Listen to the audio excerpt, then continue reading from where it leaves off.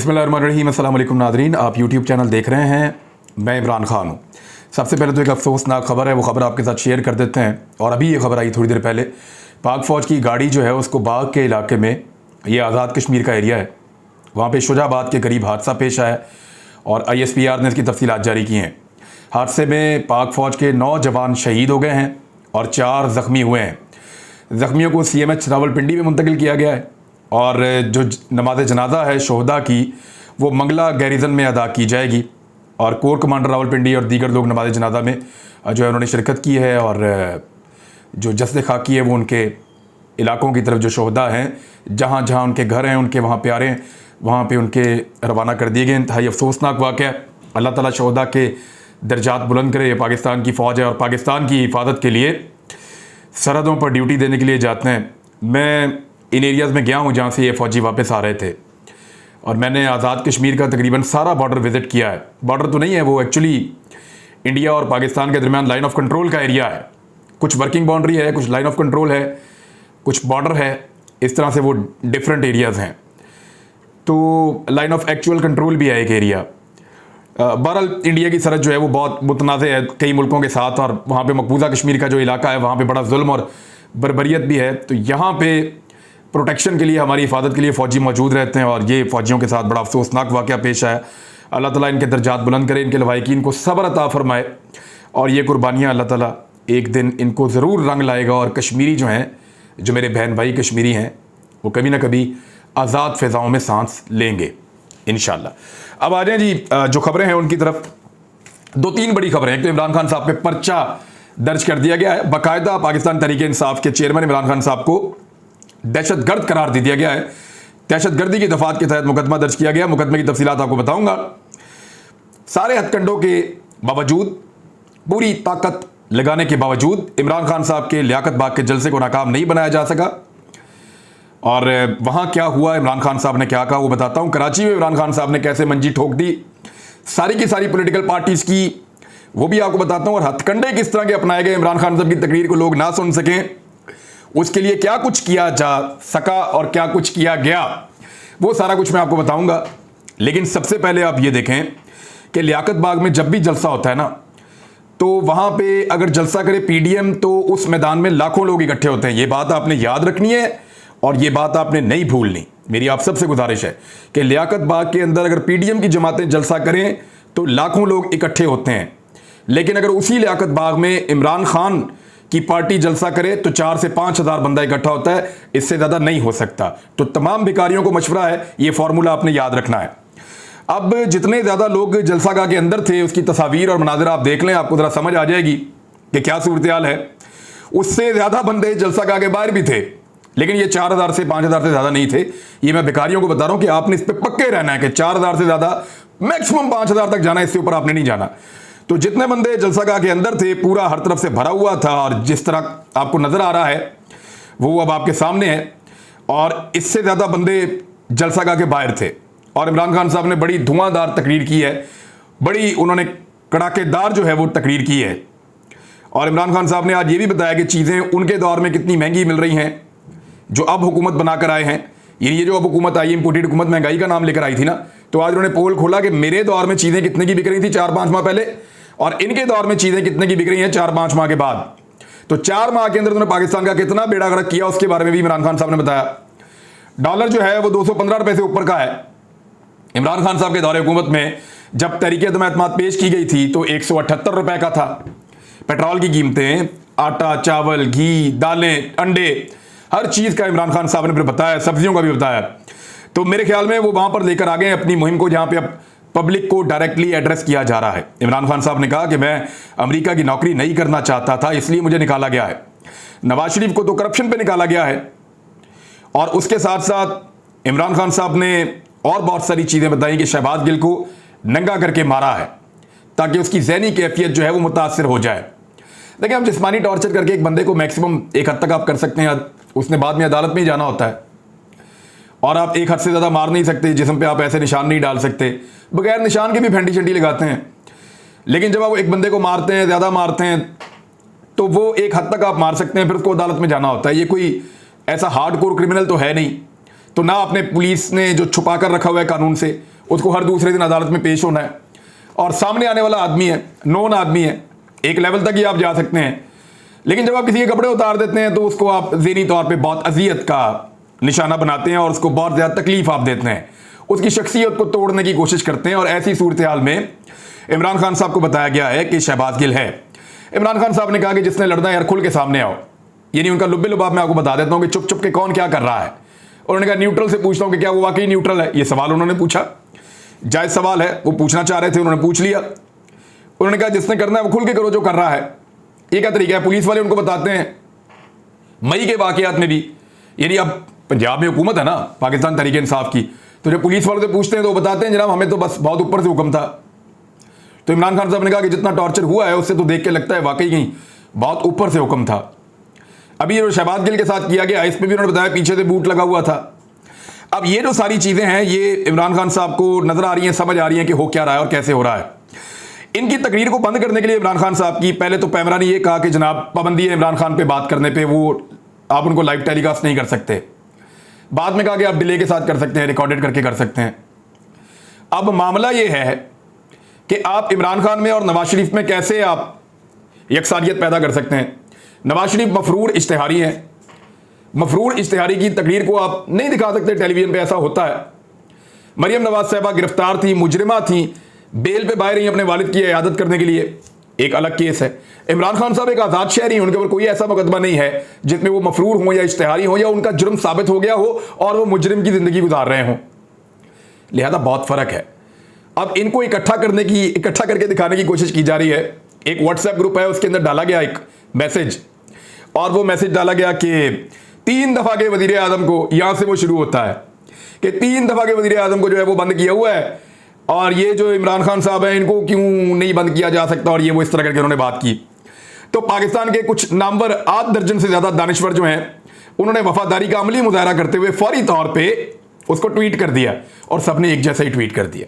बड़े बड़े नाम है, सबने एक जैसा ही ट्वीट कर दिया। कोई एक लफ्ज़ आगे पीछे कर दो, कोई जुमला अपने दिमाग से बना लो, लेकिन हुआ क्या कि सबके पास वो आया ना जैसी मैसेज, तो सबने सोचा कि फौरन ट्वीट कर देना चाहिए, इससे पहले कि कोई और ट्वीट करे। मैं कर देता हूं या मैं कर देती हूं, मेरा ज़रा नाम बन जाएगा और मेरी वफादारी साबित हो जाएगी। अब ये 2 ऑप्शन हो सकती हैं, या तो इनके जो ट्विटर अकाउंट है उनकी एक्सेस किसी पॉलिटिकल पार्टी या किसी ताकतवर ग्रुप के पास है, वो वहां से खुद ही ट्वीट कर देते हैं सेकंड हैंडलर के तौर पे, और उन्होंने इकट्ठी ट्वीट कर दी सारों की, और सेम टाइम में हुई है। बड़ी मजे की बात है, जैसे ही सबको या तो व्हाट्सएप के ऊपर आई है और सबने जो है वो अपनी वफादारी शो करने के लिए वो ट्वीट कर दिया कि 3 दफ़ा का वज़ीर आज़म। वैसे हद होती है, ये ट्वीट आप देख लें, और इनको मिलजुल के सब लोगों ने किया है। अल्लाह ताला बरकत डाले इनके ट्विटर में भी और इनकी कमाइयों में भी। जिस तरह ये कर रहे हैं वो सबके सामने है, और वो अब नज़र भी आ रहा है कि किस तरह सबको एक छड़ी के साथ हांका जा रहा है और किस तरह इन लोगों को इस्तेमाल किया जा रहा है। ये लोग आज़ादी सारे राय की बात करते हैं जिनकी अपनी राय ही नहीं है, किराए की राय है, किराए की राय। किसी की राय ले ली किराए के ऊपर, वो सबने इकट्ठी ट्वीट कर दी। भैया आपकी तो अपनी राय ही नहीं है, आप आज़ादी सारे राय की बात क्या करेंगे। इमरान खान साहब की राय को रोकने के लिए बोल टीवी की नशरियात भी बंद कर दी गई, और बाद में समी इब्राहिम साहब ने बताया कि हमें यह बताया गया कि 10 बजे खोल दी जाएंगी। तो समी इब्राहिम साहब ये कहते हैं कि तुम बादशाह हो, जो चाहो कर लो, कानून नाम की कोई शय है पाकिस्तान में या नहीं। अब ये अदालतों को इस पर नोटिस लेना चाहिए कि भाई एक लीडर जो है वो तकरीर कर रहा है और रिकॉर्डेड तकरीर एक टीवी चैनल दिखा रहा है, आप टीवी चैनल जो दिखाएगा उसको बंद कर देंगे। अव्वल तो बहुत सारे टीवी चैनल दिखा ही नहीं रहे थे, सारे ही नहीं दिखा रहे थे, जो 2-3 दिखा रहे थे उनको बंद करना शुरू कर दिया। तो ये है जनाब तरीका वारदात जिसके जरिए से पाकिस्तान के मीडिया को दबाया गया। जब मीडिया को दबाया गया तो सोशल मीडिया के ऊपर लोगों ने दिखाना शुरू किया। 300 के करीब यूट्यूब चैनल्स हैं जिन्होंने इमरान खान साहब की तकरीर को दिखाया। मिलियंस ऑफ लोगों ने वहां पे उसको, यानी 20-25 लाख लोग हैं जो लगातार देख रहे थे। अच्छा, ये तादाद मैं आपको बता रहा हूं, ये कम है। ये कम क्यों है मैं इसकी वजह बताता हूं आपको कि पाकिस्तान में इन्होंने यूट्यूब को डाउन कर दिया था और फेसबुक को डाउन कर दिया था। सार्फिन ने इसकी बहुत शिकायत की हैं। सार्फिन ये कह रहे हैं कि यूट्यूब और फेसबुक डाउन हो रहा है। 2 वजूहत हो सकती है ना, या तो इमरान खान की तकरीर को कम से कम लोग सुने इसलिए यूट्यूब को फेसबुक को डाउन कर दो। दूसरी वजह ये हो सकती है कि क्या पूरा पाकिस्तान ही यूट्यूब और फेसबुक पे लग गया है तो फेसबुक और यूट्यूब वैसे ही डाउन हो गई हैं, वैसे ही प्रेशर बहुत बढ़ गया। लेकिन ऐसा लगता नहीं है क्योंकि बहुत बड़े सर्वर हैं इनके, बहुत तगड़ी साइट्स हैं, ऐसे ये बंद होती नहीं। ज़्यादा लोग ये कह रहे हैं कि डेलिबरेटली इनको बंद किया गया है और ताकत का इस्तेमाल किया गया है, यानी कुछ भी करके टेक्निकली उसको बंद किया गया है ताकि यूट्यूब के ऊपर और फेसबुक के ऊपर कम से कम लोग इमरान खान साहब को सुन पाए। हाँ, ट्विटर वैसे ही चल रहा था, व्हाट्सएप चल रहा था, टिकटॉक चल रहा था, बाकी सारी एप्स मैंने उस वक्त चेक की, वो चल रही थी। अच्छा, उस वक्त का एक कंपैरिजन क्योंकि मैं अक्सर आपको बताता हूं तो वो आपको मैं दे देता हूं। एयरवे जो नॉर्मली इस वक्त बंद है, जब इमरान खान साहब की तकरीर शुरू हुई तो उस वक्त एयरवे को 64,000 लोग देख रहे थे। और मैंने अपनी टीम से कहा कि मुझे बताएं जियो को कितने लोग देख रहे हैं, तो उन्होंने बताया 6,000 लोग देख रहे हैं। 6,000 का मुकाबला 64,000, 11 गुना का फर्क है। डबल का भी नहीं, डबल से डबल का भी नहीं, डबल से डबल से डबल का भी नहीं, 11 गुना का फर्क है। आप अंदाजा कर लें आप। तो ये 6,000 का मुकाबला 64,000, और ये सिर्फ एक एयरवाई है। बोल न्यूज पे भी ऐसे ही देख रहे थे लोग। यानी मेरा जो अपना यूट्यूब चैनल है उसके ऊपर कोई 20,000 लोग 25,000 लोग देख रहे थे। यानी जियो से 4 गुना ज्यादा तो वो मेरा अपना यूट्यूब चैनल चल रहा था जिसके ऊपर ये लाइव तकरीर दिखाई जा रही थी। मैंने अपनी टीम को अब कह दिया है कि जब तक ये पाबंदियां और जब तक ये सख्तियां रहती हैं, आप जो पाकिस्तान तहरीक इंसाफ का मौक़िफ़ है या इमरान खान साहब की जो तकारीर है वो आप दिखा दिया करें सोशल मीडिया के अपने उसके ऊपर, और वो आप प्ले कर दिया करें। ये कोई गैर कानूनी नहीं है और इसकी इजाज़त है बिल्कुल। नवाज शरीफ साहब की भी सोशल मीडिया पे तकारीर चलती थी जब कैमरा पे उन पर पाबंदी थी, तो इस तरह इमरान खान साहब की भी चल सकती हैं। पाबंदी बहरहाल उन्होंने ये नहीं कहा, उन्होंने कहा जी डिले के साथ या एक थोड़ा आगे बढ़ा के इमरान खान साहब की, और ये तो वैसे ही एक कानून मौजूद है पैमरा का कि बराह रास्त आप नहीं चला सकते। अब इमरान खान साहब पे पर्चा हो गया। वैसे मेरे ख्याल में इमरान खान साहब पे जो असल पर्चा बनता है ना वो फहाशी का बनता है। सारे ही नंगा कर दिया उन्होंने, किसी को नहीं छोड़ा, हर एक को सबके सामने एक्सपोज करके रख दिया कि जनाब ये इसकी ये औकात है, इसकी ये औकात है, ये करता है, मीडिया ये करता है, ब्यूरोक्रेसी ये करती है, फला बंदा ये करता है, पॉलिटिकल माफिया ऐसे का। हर एक को इमरान खान साहब ने जो है कपड़े उतार दिए। फहाशी का पर्चा करवाएं इमरान खान पे अगर करवाना है तो, बनता भी वैसे फहाशी का पर्चा ही है। अब जलसे में नहीं रोक पाए, किसी और तरीके से नहीं रोक पाए, कराची के इंतखाब में नहीं रोक पाए। अभी आपको बताता हूं मैं कि कराची में क्या दुर्गत बनी है सारी पॉलिटिकल पार्टीज की। लेकिन आप ये देखें कि फारूक सत्तार साहब की तो जमानत ही जब्त हो गई है वहां पे। अब आप ये देखें इमरान खान साहब पे पर्चा क्या हुआ है, जरा ये आपको पर्चा भी दिखा देते हैं। लेकिन पर्चे के अंदर जो बताया गया है कि इमरान खान साहब ने जुमले क्या बोले हैं, पहले जरा जुमले आप सुन लें। शर्म करो आईजी इस्लामाबाद, तुम और डीआईजी, हमने नहीं छोड़ना, तुम्हारे ऊपर केस करना है हमने। और मजिस्ट्रेट साहिबा ज़ेबा आप भी तैयार हो जाएं, आपके ऊपर भी हम एक्शन लेंगे, आप सबको शर्म आनी चाहिए। तो इमरान खान साहब तो केस करने की बात कर रहे हैं। क्या किसी भी पाकिस्तानी को केस करने का हक नहीं है? यहां लोग वजीर आजम के खिलाफ दरखास्त दे देते हैं, मैं केस करना चाहता हूं वजीर आजम पाकिस्तान के ऊपर, मैं केस करना चाहता हूं किसी भी बड़े आदमी के ऊपर, मैं आईजी के ऊपर केस करना चाहता हूं, मैं डीआईजी के ऊपर केस करना चाहता हूं, मैं किसी जज के ऊपर केस करना चाहता हूं जिसने मेरे साथ ज्यादती की है। तो क्या आप उसका कानूनी हक छीन लेंगे कि वो केस नहीं कर सकता? उसने अनाउंस किया कि वो कानून के मुताबिक केसेस करेगा। अब उसके ऊपर दहशतगर्दी का पर्चा, यानी आर्टिकल 1990 ये खत्म हो गए हैं पाकिस्तान के कॉन्स्टिट्यूशन में से। जो आपका आजादी इजहार राय का हक है वो खत्म हो गया है। एक आदमी वार्न कर रहा है कि मैं तुम्हारे ऊपर केस करने आ रहा हूं, तुम लोगों ने गलत कर दिया, गैर कानूनी हरकतें कर दी, अब इन गैर कानूनी हरकतों की पादाश में मैं तुम्हें नहीं छोड़ूंगा, मैं तुम्हारे ऊपर केस करूंगा। और उसने वार्न कर दिया उन 3 लोगों को जिनके बारे में उसको लगता है कि उन्होंने ज्यादती की है और कानून के मुताबिक नहीं चले, तो इसके ऊपर अब दहशतगर्दी का मुकदमा आप कर देंगे। एक्चुअली दहशतगर्दी का मुकदमा नहीं है, ये सारे मिलकर इमरान खान की मदद कर रहे हैं, मुबैना तौर पर इमरान खान को गिरफ्तार करेंगे। लेकिन यहां पर मेरी एक गुजारिश है, जो सूबाई हुकूमतें हैं खैबर पख्तूनख्वा की और पंजाब की खासतौर पर, उनसे कि अपनी पुलिस को इस्लामाबाद मत भेजिए। मैं फिर कह रहा हूं कि अपनी पुलिस को इस्लामाबाद मत भेजिए। आप रजीम चेंज वालों की साजिश को नहीं समझ रहे, आप उनकी मदद करेंगे। जब आप पंजाब या खैबर पख्तूनख्वा पुलिस को भेजेंगे इस्लामाबाद में, तो वो जानबूझकर तसादुम जैसी सूरत पैदा करेंगे और इस सारे मामले को पॉलिटिसाइज करेंगे। इमरान खान साहब की हिफाजत पाकिस्तान की हुकूमत और रियासत की जिम्मेदारी है। वो एक बड़े लीडर हैं, उनको अकेला छोड़ दीजिए। जब तक वो इस्लामाबाद में है तब तक उनकी हिफाजत की जिम्मेदारी इस्लामाबाद इंतजामिया की है। किसी को जरूरत नहीं है वहां पे पुलिस भेजने की और उनका काम आसान करने की। इमरान खान साहब वहां पे मौजूद रहे, अगर लोग उनको गिरफ्तार कर भी लेंगे तो पाकिस्तानी मौजूद है ना, लोग एहतजाज करेंगे, पुरअमन एहतजाज करेंगे, लोग आवाज उठाएंगे, लोग शोर मचाएंगे। देखते हैं कितना अरसा, और ऐसी गलती वो कभी नहीं करेंगे। और वो आपसे गलती की तवक्को कर रहे हैं कि आप अपनी फोर्सेस को इस्लामाबाद में दाखिल करेंगे, और वो एक ऐसा माहौल बन जाएगा कि पाकिस्तान के अंदर एक कोशिश की जाएगी या ऐसा दिखाया जाएगा कि जैसे सूबे और वफाक आमने सामने आकर खड़े हो गए हैं और उसके लिए इमरान खान को जिम्मेदार करार देने की कोशिश की जाएगी। ये अगली साजिश पहले से तैयार हो चुकी है। लिहाजा इमरान खान साहब इतने कमजोर और इतने गए गुजरे नहीं हैं कि उनको इतने आराम से गिरफ्तार कर लिया जाए और पाकिस्तानी बोले हैप्पी बर्थडे टू यू। ऐसा नहीं होगा। किसी सूबे की पुलिस को भेजने की जरूरत नहीं है।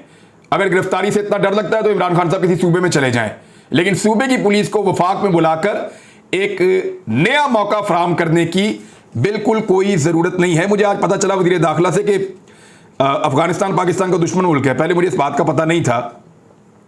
बहरहाल देखते हैं कि सफाइयां वफाइयां क्या वो देते हैं, जब आएंगी तो वो भी आपके साथ शेयर कर लेंगे।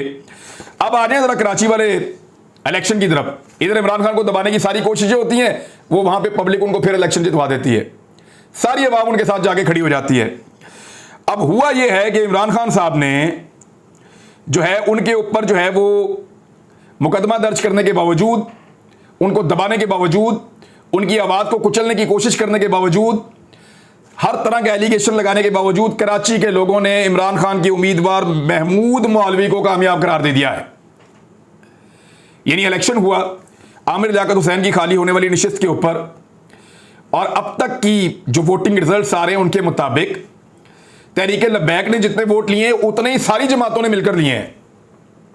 यानी इस वक्त की सूरत यह है कुछ 4,500-5 हज़ार वोट तहरीक लब्बैक का बना हुआ है और इतना ही 5-5.5 हज़ार वोट जो है वो सारी जमातों का मिलकर बना हुआ है। एमजीएम का उम्मीदवार था, सारी जमातें उसको सपोर्ट कर रही थी। एक अजीब मतंजन वहां पे बना हुआ था। वो सारी जमातें मिलकर जितने वोट ले सकी उतने वोट तो तहरीक लब्बैक ने ले लिए और पाकिस्तान तहरीक इंसाफ को 3 गुना वोटों के साथ आगे बढ़ रही है। वो 16-17 हज़ार वोटों पे पहुंची हुई थी और कोई 9,000 से ज्यादा की लीड से वो, जिस वक्त मैं ये देख रहा था तो वो आगे बढ़ रहे थे पाकिस्तान तहरीक इंसाफ वाले। तो कराची में भी इलेक्शन जो है वो ठोक दिया इमरान खान साहब ने बाकी सारी पॉलिटिकल पार्टीज को। आप जो मर्जी कर लें साहब, बात नहीं बन रही। अब तक के लिए इतनी, अपना ख्याल रखिएगा, अपने इस चैनल का भी। अल्लाह हाफिज़।